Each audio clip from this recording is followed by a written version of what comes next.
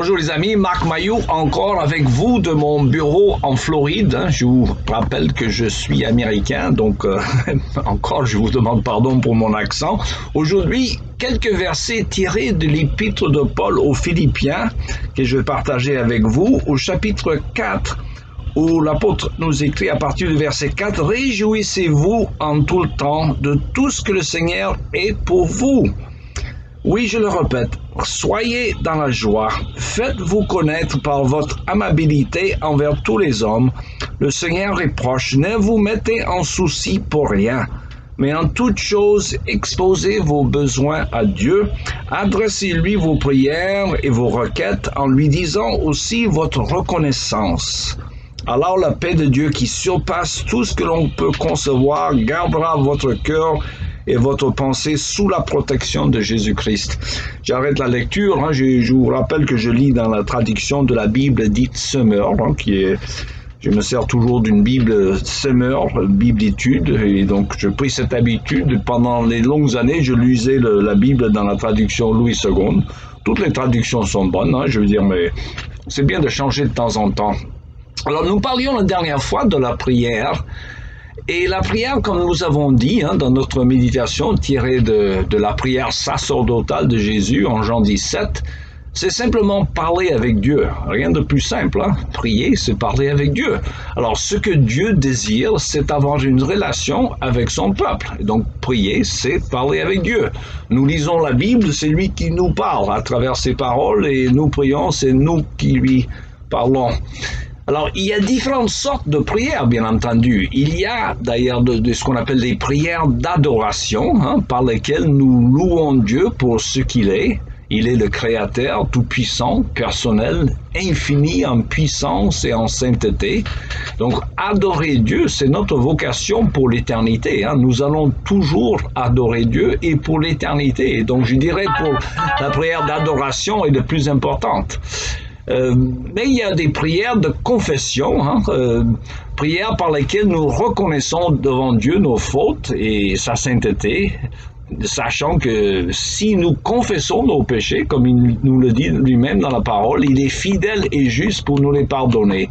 Donc adoration, confession et reconnaissance. Alors en anglais ça marche parce que dans notre église aux États-Unis on prie ACT, comme le livre des Actes, ACT, adoration, confession, thanksgiving. Alors en français ça marche pas, mais le T pour thanksgiving en français ce serait reconnaissance. Des prières par lesquelles nous remercions Dieu pour des bénédictions particulières. Et en fait, tout ce que nous avons dans la vie provient de la grâce de Dieu. Nous ne méritons rien, sinon le jugement de Dieu. Et c'est en Dieu que nous avons la vie et le mouvement et l'être, comme disait l'apôtre Paul. Nous ne pouvons pas, comme notre doyen M. Courtial nous disait toujours, un enfant ne peut pas gifler son père à moins que le père ne le tienne dans ses bras. Alors, c'est les gens qui se moquent de Dieu, ils ne savent pas que c'est en Dieu qu'ils ont la vie, le mouvement et l'être, mais ils ont la possibilité de se moquer de Dieu parce que Dieu les tient dans ses bras, pour ainsi dire. Mais nous devons remercier Dieu. Et souvenez-vous de ce texte clé dans l'Épître aux Romains où l'apôtre Paul décrit la descente dans la déchéance spirituelle des gens qui se sont révoltés contre Dieu. Et il dit que cette déchéance commence lorsque les gens qui, et je le cite, ils connaissent Dieu, ils ont refusé de lui rendre honneur que l'on doit à Dieu et de lui exprimer leur reconnaissance. Ils se sont donc égarés dans des raisonnements absurdes et leur pensée dépourvue d'intelligence s'est trouvée obscurcie. C'est ce qui est écrit dans l'Épître aux Romains, au premier chapitre, au verset 21.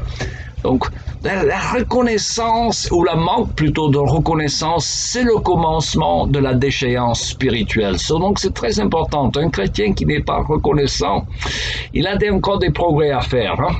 Ça me rappelle une anecdote. Quand j'étais gamin, je vous disais que j'étais élevé dans la tradition catholique romaine.